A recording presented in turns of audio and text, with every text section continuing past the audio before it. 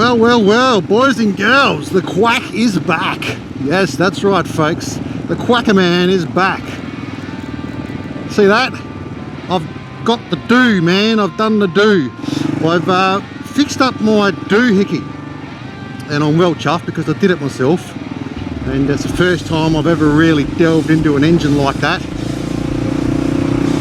I've also got my baffle in, so it should be a little quieter on the exhaust note.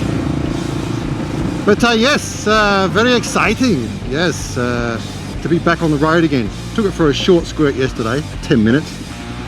But I thought I'd just take a little bit longer today, just going out on my own.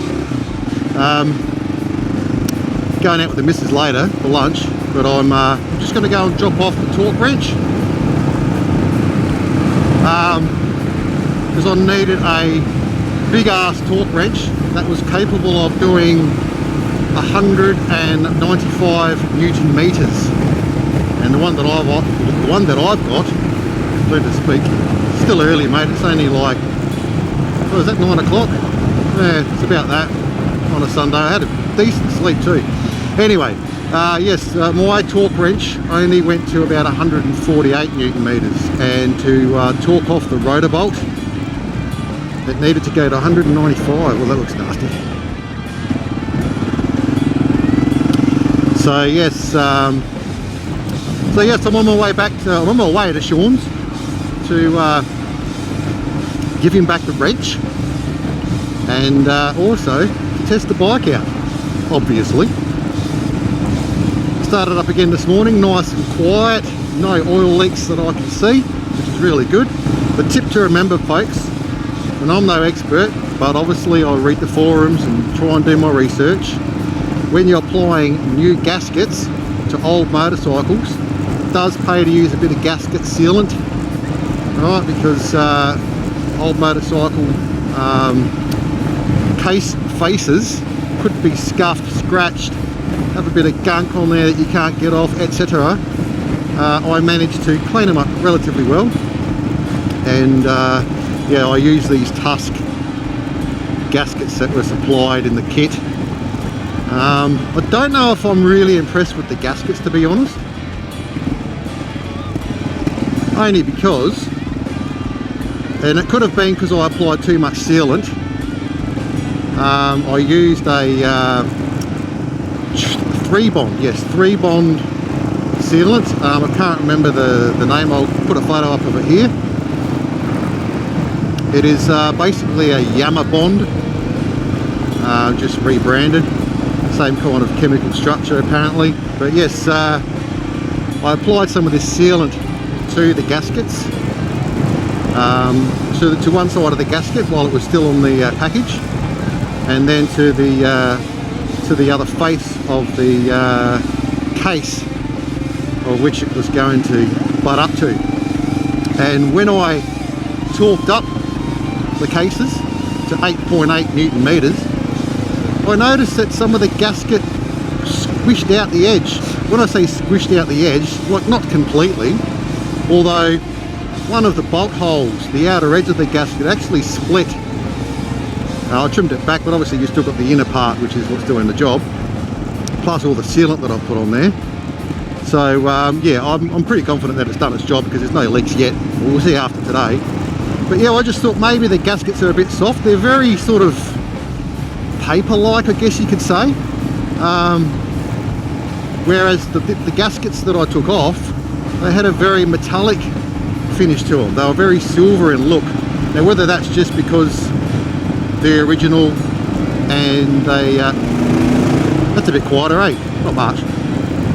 But maybe they've, you know, just collected a bit of the metal off of the case themselves over time. I'm not sure, but they looked very silver, and they felt more harder, I guess, a bit more less pliable. But I thought maybe the Tusk ones, maybe they just took up too much of the sealant and it softened them right up.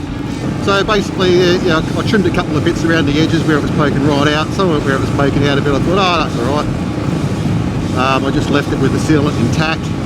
So you can see the sealant around the edges, but I'm not going to trim it all back and clean it right up because, to be honest, I want the sealant to do a job, and I'm not too fussed on the aesthetics of this bike. You know, it's a KLR 650 after all, mate. She's a bit of a pig to look at. But yeah, so there was even a part of the straighter edge of the gasket where there were no bolt holes that was poking out a little bit in one part. And the gasket's around about 4 mil wide, I guess. I'm not talking about the thickness, just the width on the edge. And there's probably a couple of mil poking out. So, but anyway, I've got lots of that sealant on there, okay? And it dries into a rubbery kind of compound.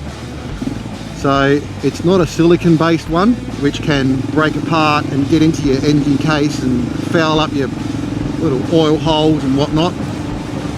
So it should be all good. Here's hoping. So yeah, I'll change my oil as well. Put a new filter in, K&N filter, Yamaha, no, what was it? I think I just put in bloody Castrol 1040, semi-synthetic. So, because when you pull the cases off, you know, the oil goes everywhere, and I thought, well, might as well change it, it's about due. So anyway, yes, I'll put some videos up at the end of this explaining. I might even put them in between, we'll see how we go. Just showing you some of the things that I stumbled across while doing the doohickey.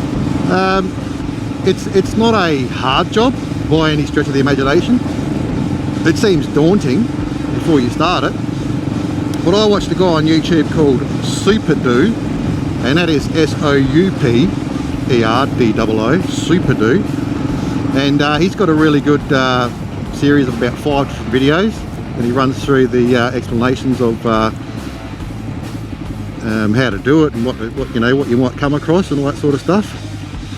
And yeah, there was a part in there that actually applied to me as far as the surface of the alternator cover. No, hang on, it wasn't the alternator cover, it was the inner case. So there's 2 cases, and then you've got the main crankcase. So the alternator cover, the inner case, and then the main crankcase. So the inner cover, there's a little part where the doohickey itself is allowed to pivot, and the surface of that, it was really scuffed up from the previous doohickey, or the original doohickey. So this here is rough as guts. That is, there's a lip there, there's a decrease there, rises there, you know, it's all over the joint. Not much I can do except maybe get a Dremel on it and smooth it out a bit. But that's what the doohickey itself slides across for the adjustment, so I can't have it catching on anything. So just using a simple engraver with a tip like that, I've managed to get this nice and smooth. I've run the new doohickey over it, and there's no catching, no high or low points. And just tidied up that stuff there a bit as well, make sure there's nothing sharp on there. I'm gathering that's from the chain. In 2008 onwards, they did actually improve the doohickey itself, or the lever itself, for want of a better term. I mean, it's, you know, the bit with the slot and the bit that has the hole in the guts. The bit that you adjust the bolt on to, you know, do the adjustment basically. We'll just call it the doohickey, yeah? So that doohickey was really good. Nothing wrong with it. No cracks, you know, no dodgy weld on it, like it had been made out of one piece of metal. They improved that bit in 2008. But what they didn't do, oh, nice bug. Yeah, nice one. What they didn't do is improve the spring. So really, at the end of the day, the spring is really the main component that is going to keep the adjustment in check. So what happens is the spring loses, it's too long, basically is what it is. The spring is too long, and obviously it loses its elasticity. And in fact, what happened to my spring, and I'll show you. Okay, boys and girls, so I've delved in deeper, and you can see the spring here and how it's missing a total end. That was a bit that I found broken off, but look what it did where the spring was holding on to. It's obviously rattled around. It's been going like this for ages. It's put a massive chunk in it. That's not meant to be there. It's meant to be solid both sides. So yes, it's of the utmost importance, I think, to investigate. The chain itself had no tension on it whatsoever. Absolutely no tension on it whatsoever. And I could hear the tick, tick, tick that was going on inside the case just before I pulled it off the road, when I noticed that it was a little noisy, a little weird sounding.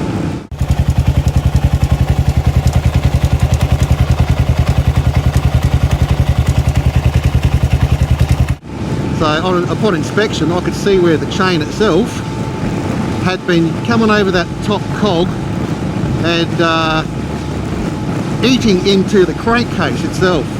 Now if we look here, up here, you can see where the chain has been so loose that it's been bashing into there, and it's chewing away the inner case. That's what that ticking noise was, because the spring has got no other end on it. It's just floating around in there doing fuck all, and the old mate, he's just fucking doodling about doing fuck all. It was sitting like this, so it was like loose as shit. I reckon I saved it, mate. I saved it just in time. It could have got really bloody bad, you know, really freaking bad. So yeah, I recommend, like, I've got 45,000 Ks of mine. I would highly recommend that if you've got a 2008 or earlier, I mean even the later models, I'm sure the springs are all the same, you know, so get in and do that, do Hickey upgrade. I've used the torsion spring. Wasn't 100% happy in the way the torsion spring sort of sat, but I assume it will be okay. I guess only time will tell, and millions of people, well, maybe not millions, but I'd say thousands of people have done this upgrade and used this spring. So yeah, haven't heard of any failures after. Well, then again, I haven't actually looked for that, but I haven't heard of any failures after the upgrade. So I'll keep an ear out anyway, and we'll see how we go. But yes, the dealership in which I bought a few bits and pieces from, not the upgrade itself, but they said they charged, I couldn't remember if it was 90 or 120 bucks an hour in labour. So all up, with breaks and going off to the shop and blah blah blah, it probably took me about 10 hours in total. Obviously my first time doing it, so I was in no rush to try and rush things and, you know, overlook things. I went in, looked at the videos, looked at the climber workshop manual, etc. Make sure all things were good. And yeah, it took me a while. So, oh, I used to have a mate that lived down this road.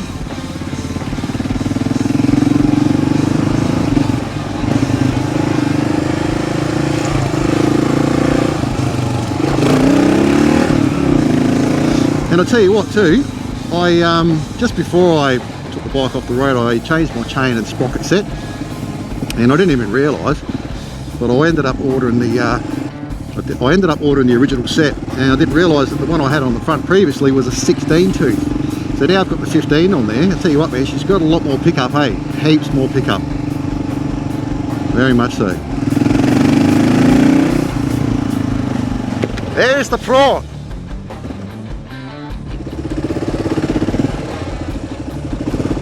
How you going, knackers? Oh, let's have a listen to that, eh? Make sure that she's still sounding sweet.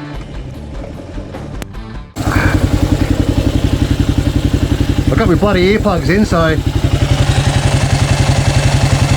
but I reckon that sounds pretty normal to me. I'm hoping so anyway. Alright mate, well yeah. See you in a couple of weeks or whatever. Yeah, I think it's right in a week. So. A week? Yeah. Alright, cool. Alright mate. Hey Rick.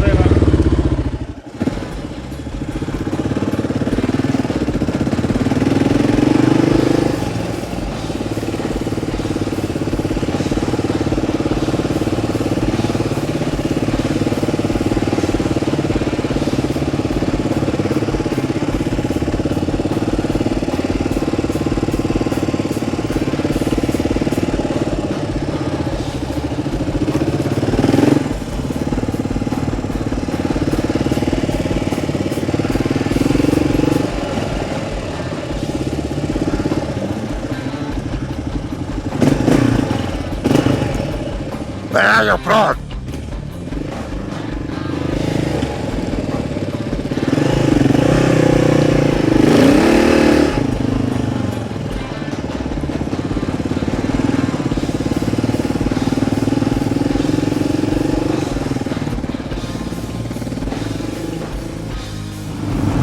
Yeah, I'm not really, what's the word? I'm not really comfortable with riding in sort of like those kind of paddock places. Only because you're riding behind people's backyards and, you know, it's a Sunday morning. And people like their peace and quiet, to be honest. I know I'd be a bit annoyed if there was people doing that. What's going on here? Golf, outdoor billiards.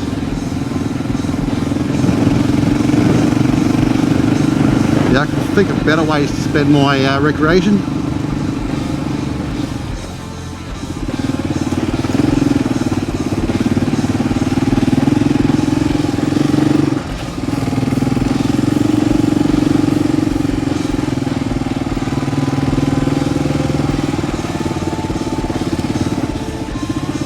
Get on some of these ruts, mate, eh? See what the deal is in here.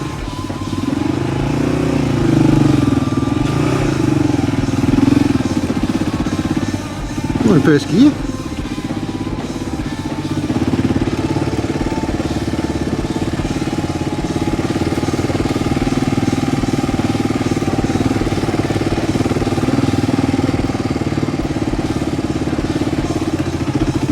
Oh, down the hill a bit. Bit sandy here, mate. Whee.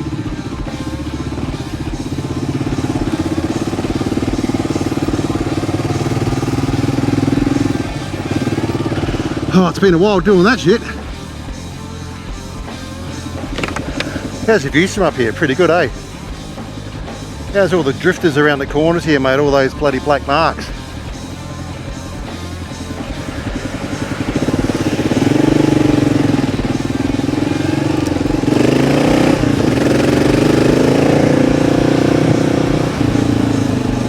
Oh, what have we got here? Fucking how's these ruts, mate?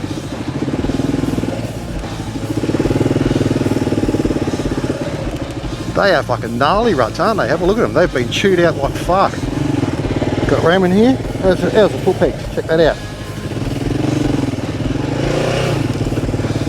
I'll tell you what, it takes a little getting used to with this new cog. She's got a lot more pickup.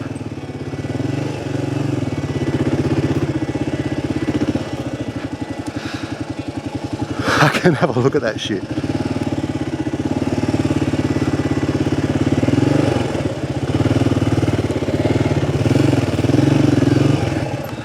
I really need to be getting up onto here, mate.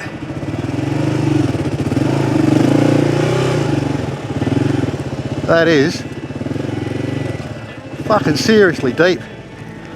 So this is what happens with four-wheel drivers. They come along and they chew the fuck out of the roads. Well, the tracks. So there's my foot peg. Good old pivot pegs. Check it out. Fuck, that is some deep shit.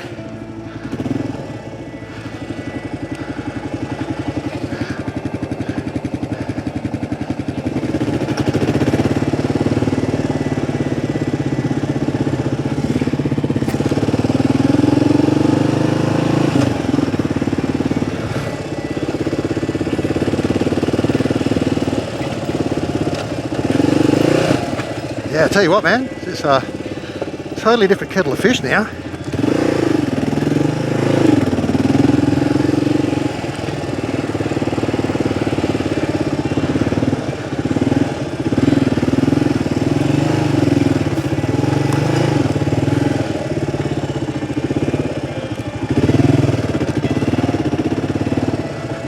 Look at this.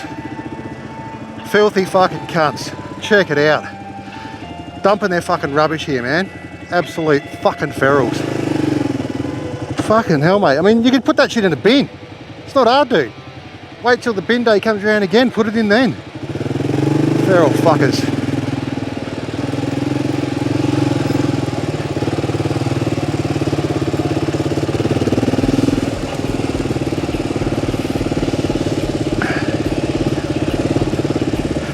It's almost like it's too fucking hard to use the bin properly, you know. Same with all this KFC shit. You know? Oh man, when you haven't done that shit in a while, you certainly fucking feel the pain. Well, not pain, but you know what I mean. Check out all these things, man. Whoa. They're cool. What are they? MDGs. Right. A nice cool looking car. So this is Frith. Frith Road turns into Formby Road. I've been down that one. Actually goes towards the Heiston Trail. So the Heiston Trail actually meanders through private properties. It has to. I mean, there's that much private property around here, and it goes forever. Starts all the way down on the Fleurier, goes all the way out to the mid-north, I think. Goes through the Adelaide Hills. And you can't ride a motorbike on all of it. You can ride it on certain parts of it, which are roads, where the track goes onto a road. But, yeah. Alabama track, yes, that's a good track actually. I've walked that. That'd be great on the bikes. But they're all concerned about weed spreading around here, these parts, you know, so if you want to walk down here, you've got to wipe your shoes on this bloody scrubber thing. I did that to me new bloody hiking boots once and scuffed them all up. Bastards. Oh, look out, Skip. Yes, always be wary of the skip. On your Skippy, take it easy, mate. Ah, yes, the old stand-up technique. Haven't done that in a while. That road there, I went down it once. I was pointed directly back out again by some CFS staff over there. I gathered CFS, I don't know, it's a bit of an airstrip there. Could be for helicopters or water bombers, because there's a big reserve, a big reservoir or a reserve of water down in the gully there, or in the valley. So yes, it would have been nice to dip my toes in the water, but we can't do that on a motorcycle here in South Australia. It is strictly walking, if you're lucky, mountain biking and horse riding. Because we're evil! We are the root of all evil, motorcyclists. The devil incarnate. Yes, just to keep it easy going here, mate. You never know when old Skip's going to pop his head out. It's the problem with foliage right up against the road and being on your own. There's a couple of other tracks I wouldn't mind going through up here, except for the fact that people dump their rubbish in there and there could be fucking nails and all sorts of shit. So, because of you assholes, you have to stick to the road. I know, I might have a bit of a prick eye. If I get a puncture, well, I'm blaming you. You, the assholes who dump rubbish. Because why else would there be bloody nails there?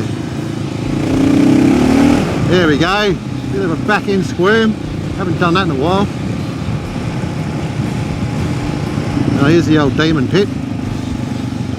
Shall we have a quick look here?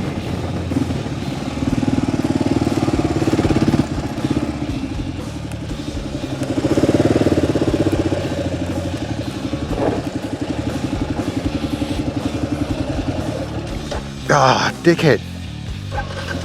So what gear am I in? I'm in first gear. Yeah, right, have a look at these fucking ruts, will you?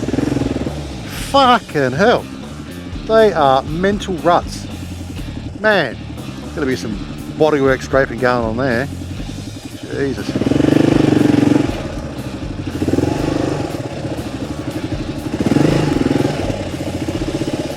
So yeah, through these parts here, sometimes you get a bit of rubbish and shit.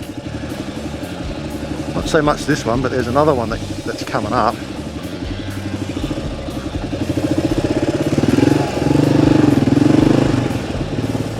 Not that one, this one. Tends to get a bit of rubbish down it sometimes.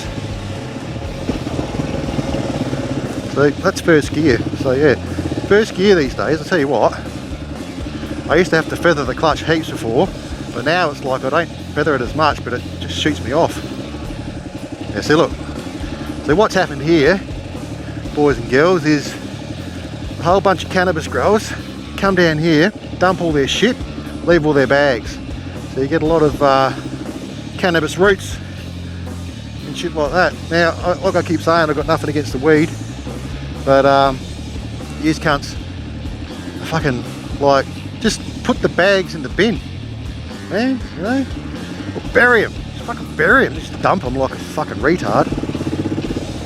You know, the shit that's inside it, you can actually mulch. You can actually mulch up and use. You know, you can reuse it, mate. But no, one time only, apparently. Wonder how many seeds get done through here, mate. Any weed starts growing.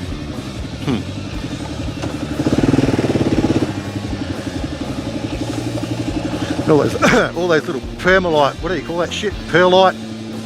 All that, well, gotta resist the temptation, eh? Of dabbing my foot. It's fucking hard work, like I tell you, on the KLR. There we go. It can be a heavy beast. See, those tracks in there would be bloody awesome. They're never going to let us in there. It goes for about 30 k's. It's a loop that goes around the reservoir. Like, it'd be bloody awesome. No cars to deal with. Definitely you can hear a different kind of sound now coming from the engine. There's more of a sort of whirring sound. Just with that chain, I guess, being a bit tighter, you know, just, yeah. Like I say, it's a sound that I've not had on this bike before. So I'm hoping the chain's not too tight. I don't think it's too tight. There's those pink bulbs just poking out of nowhere.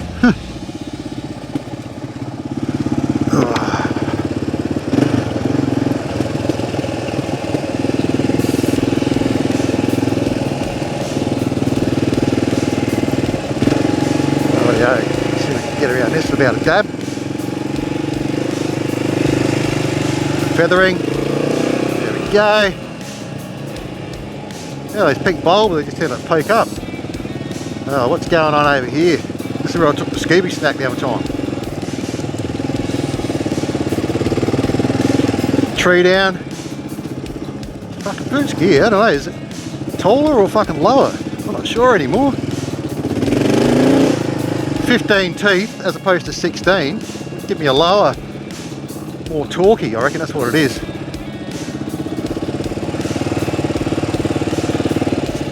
Sometimes that shit baffles me.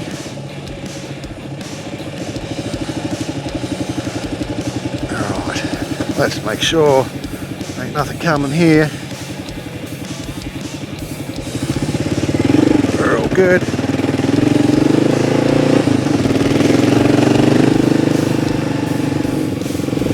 Padlocks.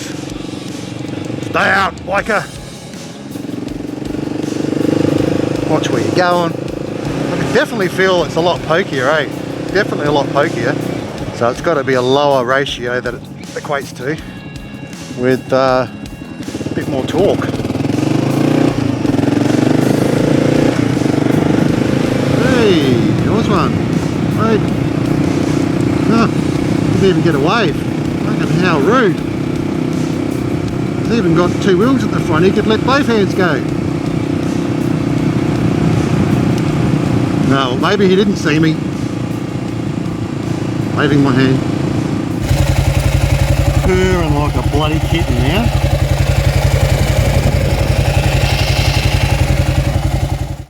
Righto, here we go. Hasn't been started up for a while.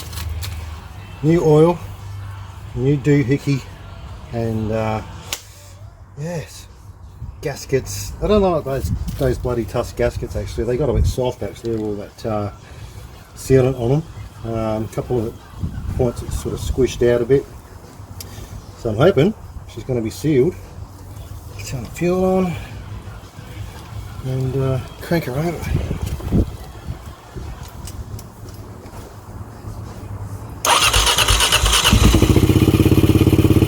Whoa, okay. That sounded odd. What was that all about? Maybe it's just sound of tight chains.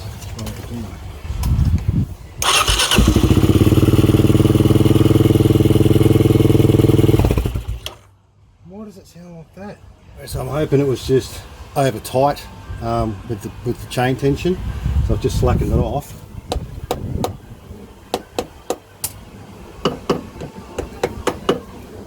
I don't like using a proper hammer on this stuff because it's a bit too bloody too gnarly in my opinion. Alright, let's do that up to spec. 8.8 Newton meters. Okay, let's give it another crack, shall we?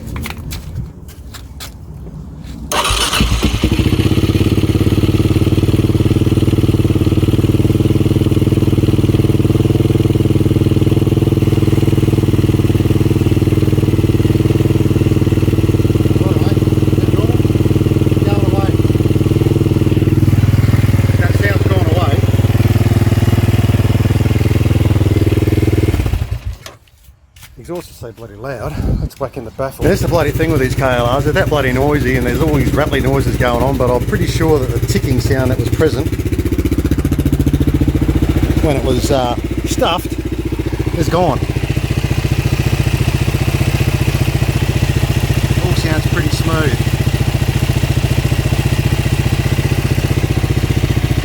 Oh well, warmer up, just it for all each, eh? Well, here's a pro tip, mate, because I'm such a pro. This bottle opener fits in there perfectly. Absolute charmer. Alright, so if you're not a beer drinker, at least go buy yourself one of these because works a bloody treat. Well, that's what it sounds like now.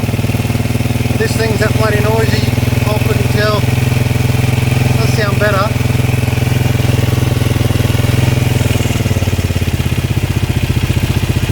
Definitely sounds different.